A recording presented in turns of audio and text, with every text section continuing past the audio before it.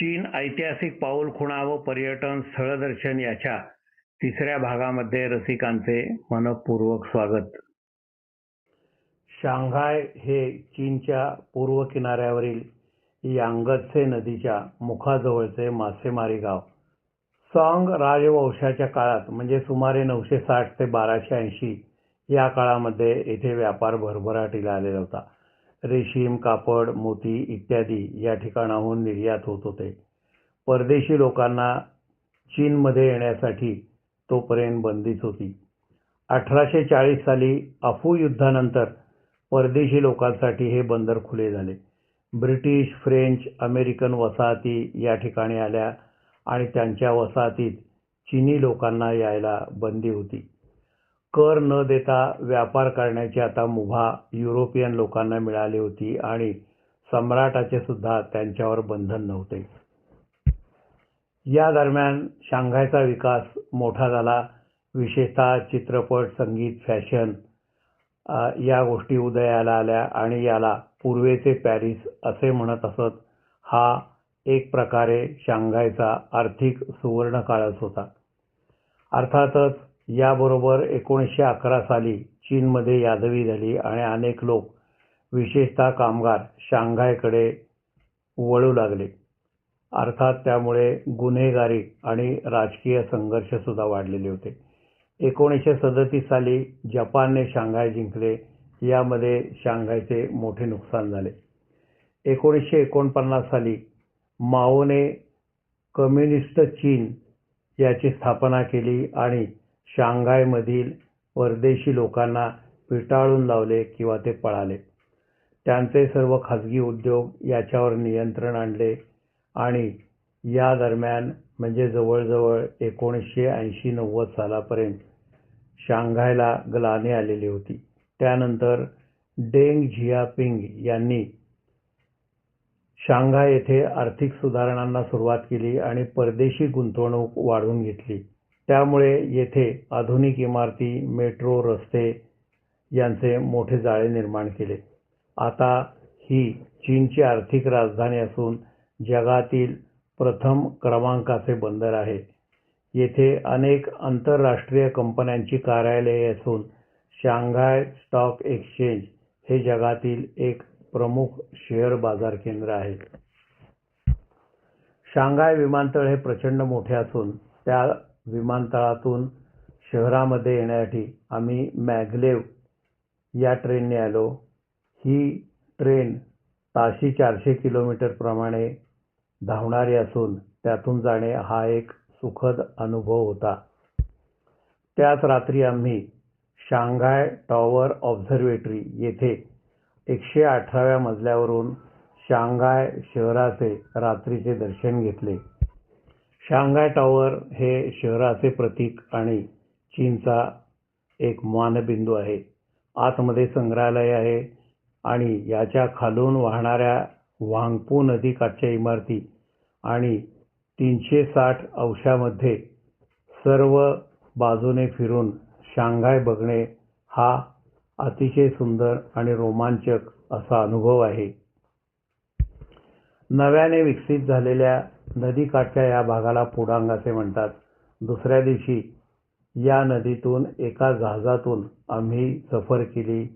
या river क्रूझमधून Shanghai tower आणि आजूबाजूच्या इमारती आणि त्यातील अतिशय सुंदर असलेली विद्युत रोषणाई ही बघण्यासारखी आहे. शांघायपासून सुमारे 2 तास अंतरावर असलेल्या वॉटर टाउन या ठिकाणी आम्ही दुसऱ्या दिवशी गेलो. हे नदीकाठचे जुने गाव असून मिंग आणि क्विंग या राजेशाहीमध्ये या गावाची बांधणी झालेली आहे. येथील जुनी घरे आणि लाकडी पूल हे बघण्यासारखे आहेत. लहान बोटीतून आपल्याला येथून पाण्यातून जाता येते व आजूबाजूचे सर्व निरीक्षण करता येते. येथे अनेक वस्तू विकायला असून अनेक मांसाहारी पदार्थ सुद्धा मांडलेले होते. दुपारच्या वेळेला आम्ही शांघाय येथील प्राणी संग्रहालयात गेलो. यामध्ये आम्हाला पांडा बघता आला. तसेच शांघाय संग्रहालय आणि डिस्नेलँड हे सुद्धा बघण्यासारखे आहे. येथील नानजिंग रोड हा आपल्या मुंबईसारखाच अतिशय गजबजलेला असून शॉपिंगसाठी येथे मोठी दुकाने किंवा मॉल आहेत. आधुनिक तंत्रज्ञान, एकमेकावरील बांधलेले रस्ते, जमिनी खालून जाणारे रस्ते, दाट लोकवस्ती, गर्दी या अनेक गोष्टी आपल्याला मुंबईची आठवण करून देतात.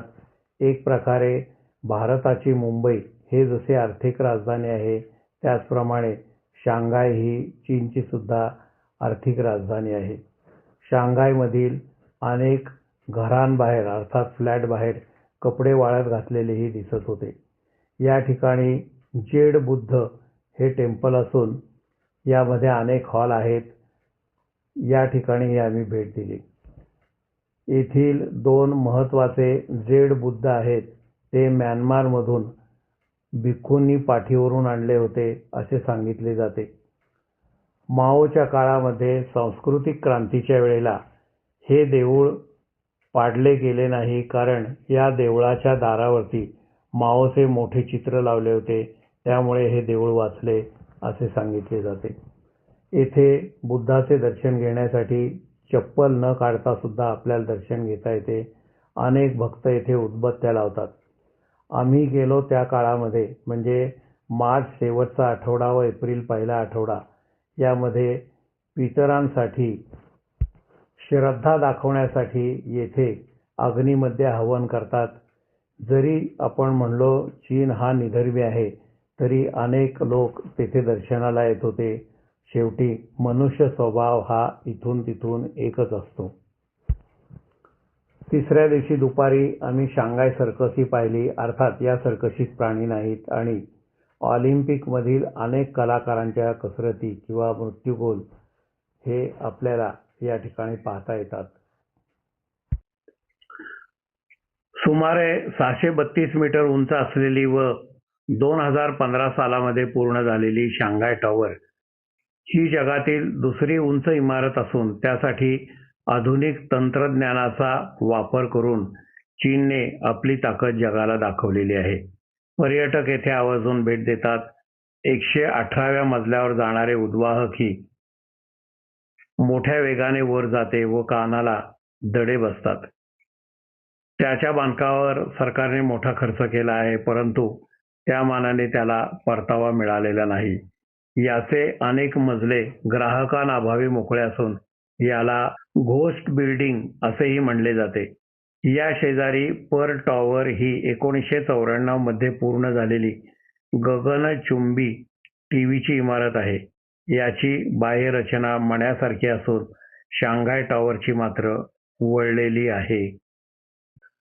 शांघाय येथील मुक्कामामध्ये सर्कस पाहण्याचा आनंद घेता आला. यातील बरेच कलाकार ऑलिम्पिकमधील होते असे समजले. यात अनेक शारीरिक कसरती, सायकली, झोके यावरील खेळ, मृत्यूगोल असे होते. यात जनावरांचा वापर नव्हता. याचा तळातील असलेला गोल रंगमंच, त्यावरील प्रकाशाचे खेळ, आधुनिक भव्यता या सर्व गोष्टी लक्ष वेधून घेत होत्या. शांघायहून शियान येथे विमानाने 2 तासात तर शियान ते बीजिंग बुलेट ट्रेनने सुमारे 5 तासात आम्ही पोहोचलो. बै म्हणजे उत्तर व जिंग म्हणजे राजधानी. बीजिंगचा अर्थ उत्तर चीनमधील राजधानीचे ठिकाण असा होतो. बीजिंगला सुमारे 3000 वर्षांचा इतिहास आहे. यान राज्याची ही राजधानी होती. 13व्या शतकात मंगोल सम्राट कुबलई खान याने बीजिंगला आपली राजधानी केली. त्यावेळी या शहराचे नाव दादू असे होते. या ठिकाणी मार्को पोलोही येऊन गेलेला आहे. त्याच्या नावाने येथे एक पूल सुद्धा आहे. 15व्या शतकामध्ये मिंग सम्राटांनी नानजिंगहून आपली राजधानी बीजिंग येथे हलवली. येथे त्यांनी 9000 पेक्षा जास्त खोल्या असलेली फोरबिडन सिटी, त्याला प्रचंड तटबंदी व टेम्पल ऑफ हेवन या वास्तूंची निर्मिती केली. याभोवती मोठा खंदक खोदला. त्याच्या मातीची टेकडी तयार झाली व त्यावरती बुद्ध मंदिर आणि बाग तयार केली. खंदकातून वाहणाऱ्या पाण्याला सुवर्ण नदी असे नाव आहे. फोरबिडन सिटी हे 500 वर्षांपेक्षा जास्त अनेक सम्राटांचे निवासस्थान होते. याच काळामध्ये उत्तरेकडून होणारे हल्ले रोखण्यासाठी त्यांनी ड्रॅगन वॉलचे मजबूतीकरणही केले. 17व्या शतकामध्ये उत्तरेच्या मान्चूंनी मिंग साम्राज्य जिंकून चिंग घराण्याची स्थापना केली. तेव्हा राजवाड्याचे नुकसान होऊ नये म्हणून मिंग सम्राटाने 1644 मध्ये राजघराण्यातील सर्वांना ठार करून स्वतः झाडावर गळफास लावून या ठिकाणी आपला शेवट केला. 19व्या शतकामध्ये व्यसनाधीनतेने चीन कमकुवत झाला होता. त्याचवेळी अफू युद्धही झाले. त्यानंतर ब्रिटिश, फ्रेंच या लोकांनी बीजिंगमध्ये घुसून समर पॅलेसची मोठ्या प्रमाणामध्ये नासधूस केली. बीजिंगला त्यांनी पेकिंग असेही नाव त्याच दरम्यान दिले. 1900 सालामध्ये बॉक्सर रिबेलियन ही घटना घडली. त्यावेळी चीनी लोकांनी विदेशी नागरिकांविरुद्ध किंवा व्यावसायिकांविरुद्ध मोठी चळवळ केली आणि त्यांना हाकलून लावले. बीजिंगच्या उत्तरेला 60 किलोमीटर अंतरावर बदलिंग येथे जगप्रसिद्ध भिंत बघायला आपण जातो. पूर्वी या ठिकाणी मोठा किल्ला होता, परंतु माओच्या क्रांतीमध्ये तो पाडून टाकला गेला. इसवी सन पूर्व शतकांमध्ये भारतात ज्या वेळेला बुद्ध काळ होता त्याच दरम्यान क्वीन शी व्हांग याने भिंत बांधायला सुरुवात केली. यामध्ये दगड आणि ते एकमेकाला जोडण्यासाठी भात आणि चुना याचा उपयोग केलेला होता. ही भिंत बांधताना लोकांना वेठ बिगारासारखे राबवून घेतले. हजारो वर्षांचे बांधकाम चाललेल्या या भिंतीमध्ये लाखो लोकांनी आपले जीवन समर्पित केलेले आहे. देहावसान झालेल्या अनेक लोकांचे याच भिंतीमध्ये दफन केलेले आहे. तर अपंग आणि चुकार व्यक्तींना या ठिकाणी चिणून ठार मारलेले आहे. ही भिंत म्हणजे अश्रू, रक्त, तळतळाट, लाखोल्या हाडे यांची धनीन आहे. जगातील हे मोठे एक कब्रस्तान आहे. या संदर्भामध्ये अनेक गूढ कथा, दंतकथा, भयकथा प्रचलित आहेत.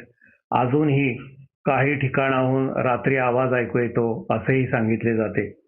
एक स्त्री आपल्या नवऱ्याला शोधायला येथे आली होती, तेव्हा तो मेला व त्याला याच भिंतीत पुरले आहे असे सांगितले गेले. रात्रभर ती स्त्री रडत होती, तेव्हा भिंत पाघळली व त्यातून हाडे समोर आली. तिने ती हाडे एकत्र घेऊन त्याच्या स्मृत्यर्थ मंदिर बांधले आहे. तेथे अनेक लोक भेट देतात.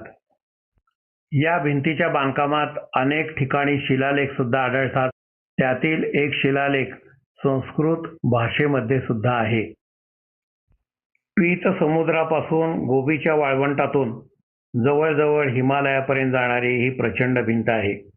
ही संरक्षणासाठी बांधलेली होती, परंतु मंगोल सम्राटांनी भ्रष्ट अधिकारी यांना लाच देऊन ही भिंत सहज पार केली आणि चीनवरती मोठे राज्य केले. यामुळे संरक्षण म्हणून या भिंतीचा कितपत उपयोग झाला हा एक प्रश्नांकितच भाग आहे. परंतु या भिंतीवरून चीनचा व्यापार मात्र सुरळीत झाला. त्या काळी रेशीम, चहा यासाठी व्यापारी याच भिंतीवरून जात होते आणि त्यांना सम्राटांचे संरक्षणही होते. बीजिंगहून बदलिंग येथे आम्ही पोचलो. या ठिकाणी बरीच गर्दी होती.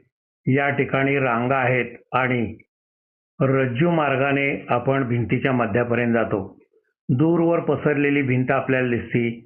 या ठिकाणी सुद्धा मोठी गर्दी आहे. भिंत ही 21 फूट उंच आणि रुंद आहे. सुमारे 6 घोडेस्वार एकाच वेळी जातील एवढा मोठा वरचा मार्ग आहे. अर्थात एकेकाळचा हा दळणवळणाचा मार्ग होता. येथून रेशीम, चहा, पोर्सिलेन हे दूरवर पोचलेले आहेत. पूर्वी हा भाग लष्कराच्या ताब्यात होता आणि सामान्य माणसांना येथे येता येत नव्हते. पण आज आम्ही येथे आलेलो होतो. एका बाजूला चीन तर दुसऱ्या बाजूला मंगोलिया आहे.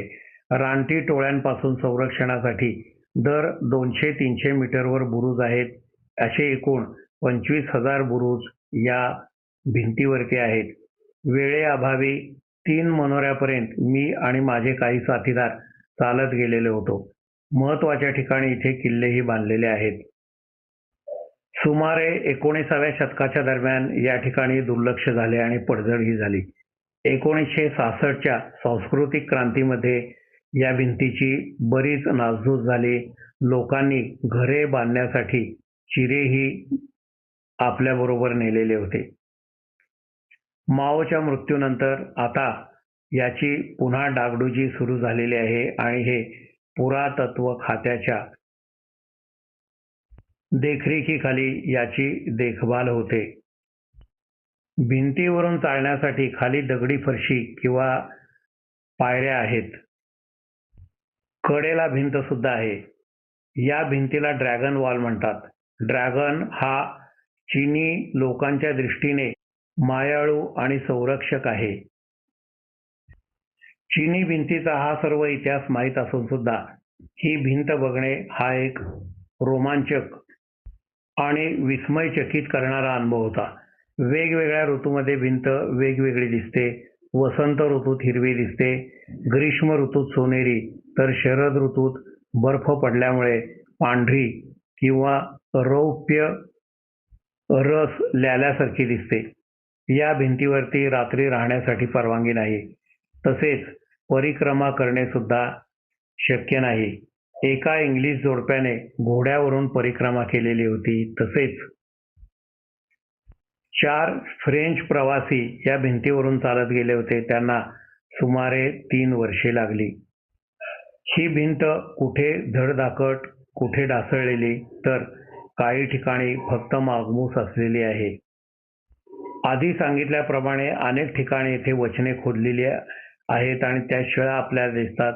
त्या सुमारे 4 भाषेमध्ये आहेत. त्यात संस्कृतमध्येही काही वचने खोदलेली आपल्याला दिसतात.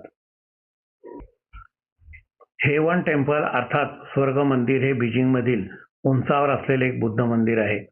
सुमारे 15व्या शतकात त्याची निर्मिती झाली व अनेक सम्राटांनी त्यामध्ये बुद्ध व अन्य देवतांची येथे मंदिरे असून त्या काळचे सम्राट या ठिकाणी प्रजेला भरघोस धान्य मिळावे व समृद्धी व्हावी अशी प्रार्थना करण्यासाठी येथे येत असत. आक्रमण काळात या मंदिरांची नासधूस झालेली आहे. काही काळ दुर्लक्षही झालेले होते, परंतु नंतर याचे पुनर्निर्माण होऊन आता ती सुस्थितीमध्ये आहेत. येथे सुद्धा बरेच चालावे लागते. मंदिरे, त्याची कलाकुसर, परिसर, मोठी दालने आणि उंचावरून दिसणारे बीजिंग शहराचे नयनरम्य दर्शन आपल्याला येथून घेता येते. समर पॅलेस अर्थात उन्हाळी राजवाडा हा एका छिंग सम्राटाने आपल्या आईसाठी बांधला आणि इतरांनी त्या परिसरामध्ये मोठी भर घातलेली आहे. या ठिकाणी चीनी पारंपरिक राजवाडे, बागा, लांब व रंगीत मार्गिका असून या ठिकाणी कुनलिंग हा विशाल आणि मोठा तलाव आहे. यात आपल्याला नौका विहारही करता येतो. याच ठिकाणी टेकडीवर मंदिरे आणि मंडप असून या ठिकाणाचा सुमारे 250 वर्षे चीनी सम्राटांनी उपभोग घेतलेला आहे. आता हा जागतिक वारसा म्हणून नोंद झालेला आहे. येथे आत फिरण्यासाठी मोठी मार्गिका असून ती अतिशय बघण्यासारखी आहे. या ठिकाणी सुद्धा बरेच चालावे लागते. या उन्हाळी राजवाड्याचा सर्वात जास्त उपभोग एका सम्राटाची उपपत्नी सशी हिने घेतला. सशी याचा अर्थ सहानुभूतीची सरिता, परंतु तिचे वागणे मात्र बरोबर याच्या विरुद्ध होते. सम्राटानंतर तिने राणी व युवराज यांना ठार केले आणि सत्ता ताब्यात घेतली. तिने आपल्या मुलाला राजा केले, परंतु तो लवकरच गेला. त्यानंतर तिने आपला भाचा याला राज्यावरती बसवले. वस्तुतः ग्वांगशू हा खरा वारस होता आणि त्याला येथे अनेक सुधारणा करायच्या होत्या, परंतु सशीने त्याला वेडा ठरविले आणि कैदेमध्ये ठेवले. 4 वर्षाच्या मुलाला नंतर तिने गादीवर बसवले. हाच तो दी लास्ट एम्परर. दी लास्ट एम्परर या चित्रपटाचे चित्रीकरण सुद्धा याच ठिकाणी झालेले आहे आणि त्याला ऑस्कर अवॉर्ड सुद्धा मिळालेले आहे. मी मिग्वांशू या सम्राटाच्या नंतर मरणार असे सशी म्हणत असे आणि ते खरेच झाले. मिग्वांशू ज्या दिवशी गेला त्याच्या दुसऱ्या दिवशी शशीचा मृत्यू झाला.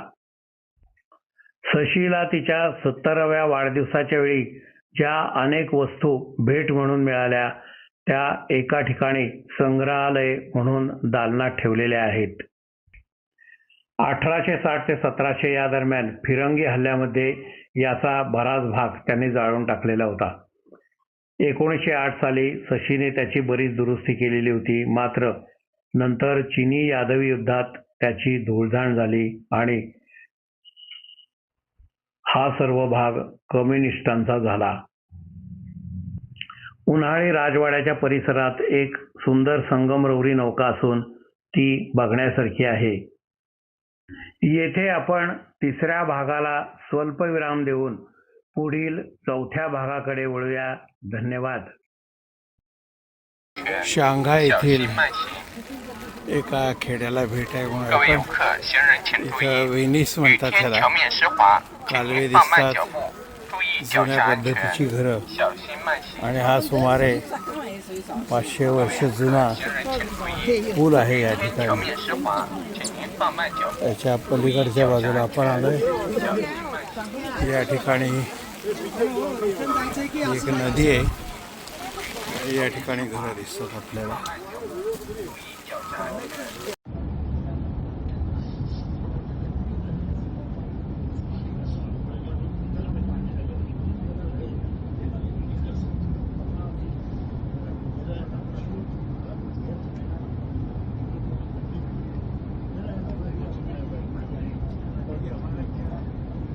शांघाय येथील रिव्हर क्रूजसाठी आपण आलेलो आहे. नदीवरून म्हणजे डेकवरून दिसणारा हा बाजूचा भाग अतिशय सुंदर अशा ह्या इमारती आहेत. ही 118 मजली इमारत जिथून आपण हे दृश्य मध्ये पाहिलेलं आहे. आणि ह्या सगळ्या इमारतीमध्ये विद्युत रोषणाई झालेली आहे. एक आपल्याला बोटही दिसरी, क्रूज म्हणूया आपण. आणि या ठिकाणी अनेक प्रेक्षक जमलेले आहेत ह्या बाजूच्या इमारती. आणि आता बोट सुरू होईल आणि आपण ही सगळी सौंदर्यसृष्टी आणि दीपोत्सव बघणार आहे.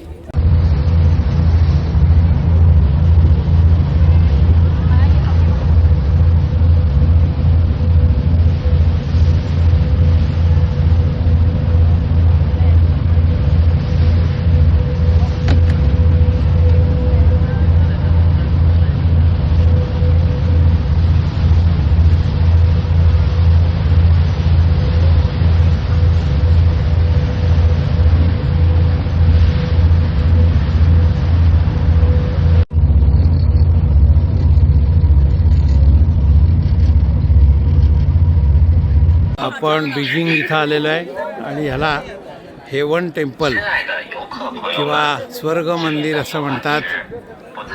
हे बुद्धांना समर्पित असं मंदिर आहे.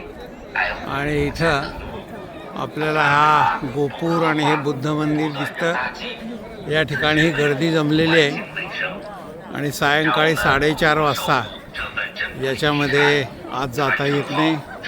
आणि या ठिकाणी आपण बुद्धाला शरण गेल्यानंतर आपल्याला मोक्षप्राप्ती होती अशी भक्तांची श्रद्धा आहे.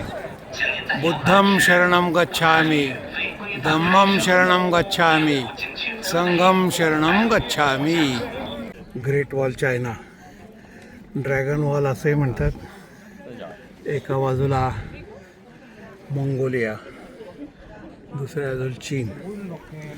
आणि त्या हल्ल्यापासून वाचण्यासाठी या भिंतीची बांधणी केलेली आहे. आपण दुसऱ्या टावरवर येऊन पोचलो आहे. या ठिकाणी किल्ल्यासारखी व्यवस्था आहे आणि दूरवर आपल्याला भिंत दिसते. इथे लोक वर चाललेले आहेत. सुमारे 6000 किलोमीटर अशी ही भिंत आहे.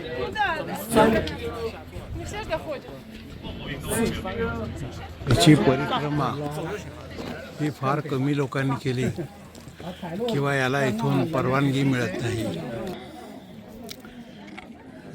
याला ड्रॅगन वॉल असंही म्हटलं जातं.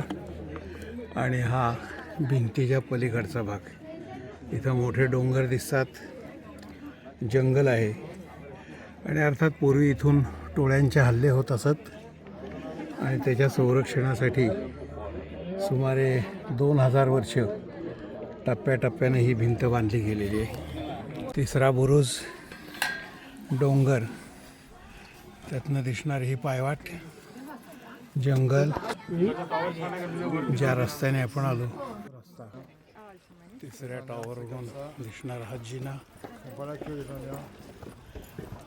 विटा इथे भाजलेल्या, हा रस्ता, कडेला रेलिंग आहे, मनोरा, त्यावरून जाणार रस्ता, आणि ही पुढं ग्रेट वॉल किंवा ड्रॅगन वॉल, जगातील 7 आश्चर्यातलं एक आश्चर्य. येतानाचा हा रस्ता आहे, दूरवर दिसणारे tower. Espera que voy adelante, por las dudas, इकडनं ¿vale? आपण आलेले आहे आणि जा ये करणारे पर्यटक आपल्याला इथे दिसतात. त्याच्या जवळच्या बारक्या भिंती, बाजूला केबल कार मधून आपण खाली जातोय.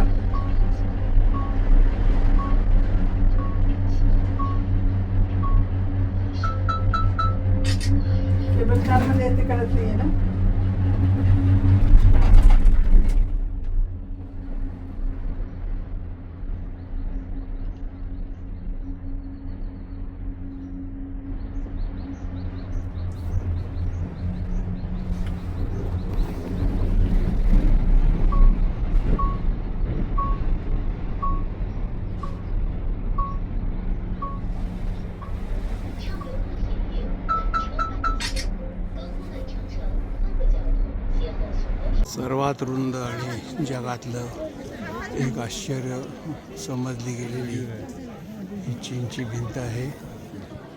या ठिकाणी आज आपण इथं बघायला आलेलो आहे. आणि हे आजूबाजूचे डोंगर आहेत, जंगल आहे. आणि या बाजूला हे सगळे प्रेक्षक जमलेले आहेत. या ठिकाणी मोठी गर्दी असते आणि या ठिकाणी त्याच्यावरचे बुरुज आणि ही वाट म्हणण्याशाला किल्लाच म्हणलं पाहिजे. या पद्धतीनं पायऱ्या आहेत, आपण वर जाणार आहे.